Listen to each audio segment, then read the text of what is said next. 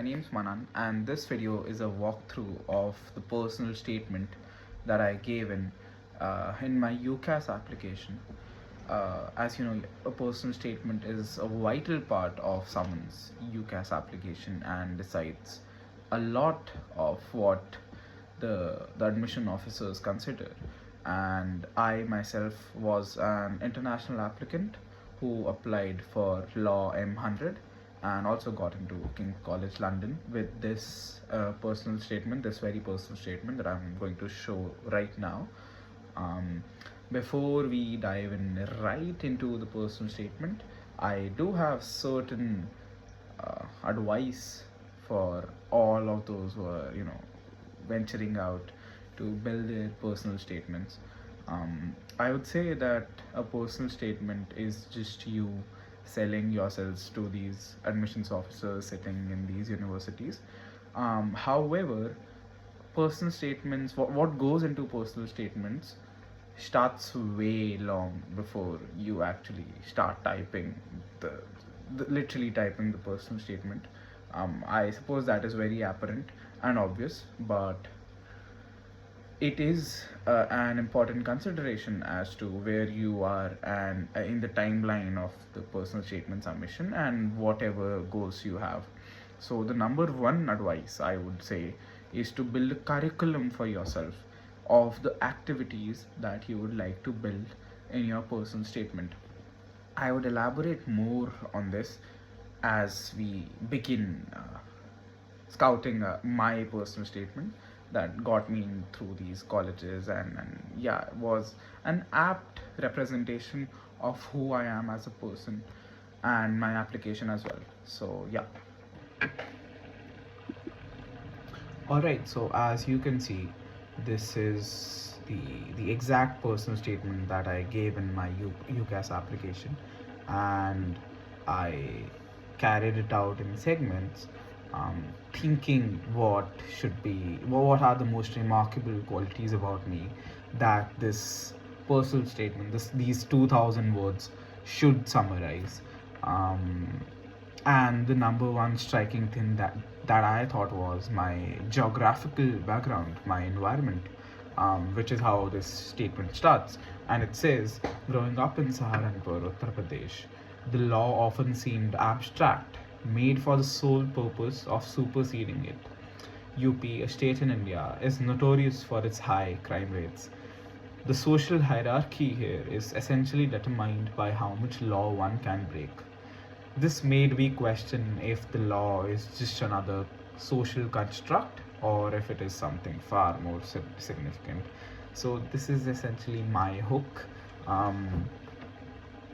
It is a very standard one. You can't really go wrong with it. It's just something that I resonated with, that I related to, and so was the obvious choice to include it as something that sets the context for the rest of the personal statement. So this is where the first paragraph ends. This is the cue, the hook, and now we dive deeper into the trenches, which is some of the landmark cases I read in legal studies of grade 12 deeply intrigued me about the Indian legal landscape. An ordinary monk here has the caliber to change the trajectory of the legal landscape of India, as witnessed in Kesavananda's Bharti's fight against the state of Kerala. I further read about it in 10 judgments that changed India and learned extensively about the corrective, reformist, liberating, as well as the restricting nature of law in India. Now, this is something that I included thinking what the ideal candidate of law with my background would include. So for me, it was an Indian guy raised in a tier 3 city who is interested about all these things. What would they include in their personal statement? And so it became very apparent. The first step, of course, was my academic pursuits. So essentially grade 12 legal studies, and then connecting it with the book that I read, which was also intrinsically related to what I read in grade 12 legal studies. So herein I am doing a lot of things. I am connecting the dots. I am signifying, conveying that I am a decent academic student, or even a good one. And I'm also expressing my interest and passion for this subject by actual action, which is reading this book. I am not saying that I am interested about the legal history or the legal landscape of India. I'm just expressing my views and my experiences with the same, as simple as that. And so we go on to the next passage. This was more academic, and yeah. Yet the foundations of legal thought excite me the most. In the course Justice, Professor Sandel introduced me to the doctrines that, while not explicitly legal, form the basis of law, in my opinion. I read and discoursed on utilitarian, libertarian, Kantian, Aristotelian, Rawlsian doctrines and began to see reflections of these ideas around me. For instance, the prevalent affirmative action is an expression of Rawls' ideas of justice, or the push towards free markets and ease of doing business propagates libertarian principles. The course led me to the professor's book, wherein the nuances concerning ethics, morals, and ideas of justice led to the formation of individual thought and reform within me. Now, it has been a year and a half, actually, probably more than that, when I wrote this statement. And I can guess one thing, which is that it is a little less precise than it should be. And it is probably because at the time of writing this personal statement, I was absolutely a fanboy of this course and professor. And so I just loved the course. It was an extremely enriching experience for me, and I connected that experience with my actual thoughts, which is these or these or these. And so that is something that is a pattern that you can witness all throughout the personal statement. One thing that I forgot to mention is that in your personal statement you are not supposed to include extracurriculars. Extracurriculars meaning, maybe you're into sports, dance, music, painting, whatever. I mean, if that's the subject that you're applying for, then sure, do that. That is, your entire personal statement should be about that subject. But for me, the case was law, and so it doesn't matter if I'm a chess grandmaster or something like that. If I do not convey my interest for the subject, UK universities would not care much about my extracurriculars. What they do care about are my supracurriculars. So supracurriculars are essentially extracurriculars that are related to your subject. So let's say this course, Justice, was explicitly related to my subject. Yeah, right? And so this is something that I included, and is something that was extremely enriching for me. Other than that, I would say, do be brevite and precise with your words. Every single word should hold a meaning. And one tangible hack that I would give you is whatever work or book you are included. So here I said 10 judgments that changed India. I did not include the author's name because the author is a very well-known personality, and the admissions officer that read your personal statement are also very well read, and a high likelihood that they will already know the author. The same with the Professor Sandel, again a very prestigious course, extremely well-read guy, and I'm sure that whoever was reading my personal statement would be aware of the professor's course and book. So I did not need to say his name again, or even tell the name of his book. So I just wrote professor's book, and so it became way more brevite and concise. Next paragraph, again, these two slashes are my indicator that the paragraph is ended. Again, it's not necessary, but again, something that you could do. Next paragraph, this only attracts me more towards law. So this was the setting stone towards law. Academic, grade 12, books, passion, and then something supracurricular, and now I come back to law. So this only attracts me more towards law. In my full ride opportunity at Young Leaders for Active Citizenship's High School Achievers program, we delved into pressing questions concerning India and the world. A cohort of incredible peers from India and abroad introduced me not only to diverse backgrounds but also incredibly nuanced and diverse thoughts. We delve into concepts such as Rawls's veil of ignorance, the right to information in India, a self-interest and social good, emphasis on advocacy, interactions with instructors possessing impeccable expertise in these domains, while taking a bottom-up approach to explaining these concepts with clarity, were truly remarkable. This was my first experience with pragmatic education, which I intend to seek more of by studying in the UK. Again, I connect back to one of my major advices, which is you selling yourselves. And the major point in that is why do you want to, what's your why? Why do you want to study at this place? Why do you want to study this course? And so this is me signifying that. And I do that by doing two things. One is external recognition. So YLAC has externally recognized me by giving me full ride scholarships. Again, those are rare, those are prestigious, and those are given to good students. This is me giving my supracurriculars, essentially showing that I am very passionate about all these things. I'm not just saying that I'm passionate about these things, I'm actually showing that I'm passionate about these things. Second, I'm also answering that why, that why, that why do I want to come to the UK? Why do I want to study law? And these are the things, I want to delve into these concepts, or that I want to experience more of pragmatic education. And so you can read along the lines, which is something that a lawyer should be good at, that this is what I intend of by studying in the UK. And now HSA to RTI. So I mentioned RTI in HSA, and HSA led me to pursue RTI activism, advocating for the rights of displaced people in the city of Ayodhya. Civic issues such as water quality, air pollution, road and infra were also the scope of this endeavor. I then imparted the templates to various online forums, leading to many people filing RTIs concerning their jurisdiction. Again, connecting the dots. So I'm connecting this dot and saying that I'm not just a consumer of education or academia. I also put that to practical use. I also like pragmatic expression of whatever I learn. And this is what I did. I learned about RTI in HSA extensively. I knew about it before, but I extensively learned about it and then wanted to explore more of it, and so did some actual thing. And you know what this actual thing is?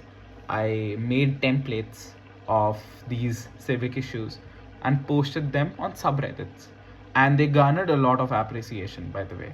So this is something that I tested in public domain and then included in my personal statement. So what it truly represents is a Reddit post. But this is what your acts should be. They should be connected towards the real world.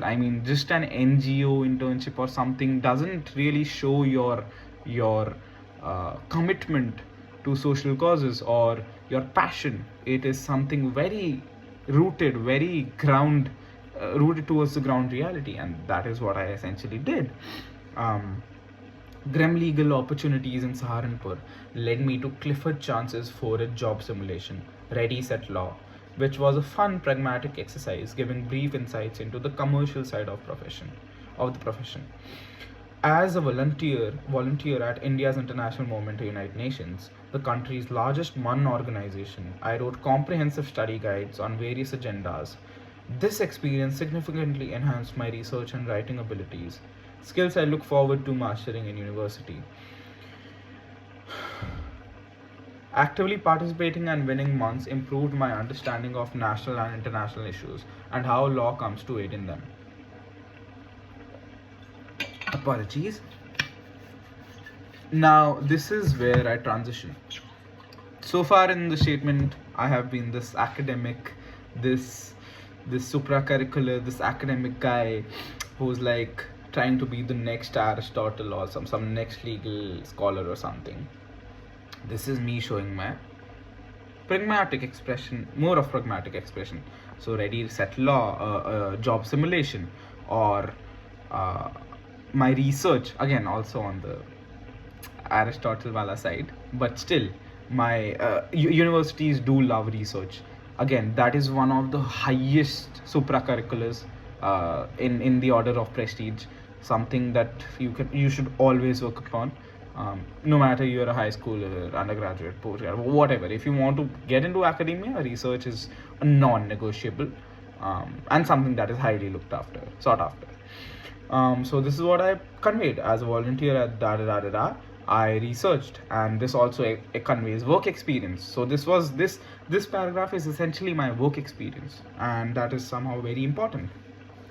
Again, actively participating and winning in months. This was also something that pushed me towards law. Munning, I got good at munning, so this is something that I also included. And again, I'm constantly, one more pattern that you'll see is that I'm always constantly trying to answer that question, trying to sell myself that I do really belong to this profession. I'm not just a wanderer or something. So that is one thing that you should definitely indoctrinate in your personal statement. Alright, this is the final and the concluding paragraph, and it goes by this. The UK's legal system is the foundation of many institutions in India, and I believe a first hand experience with it would empower me towards reform. Legal expertise accumulated there would eventually be tested in the Indian landscape. With an ever changing world, she doesn't have to fall behind or be crippled by its diversity or range of issues.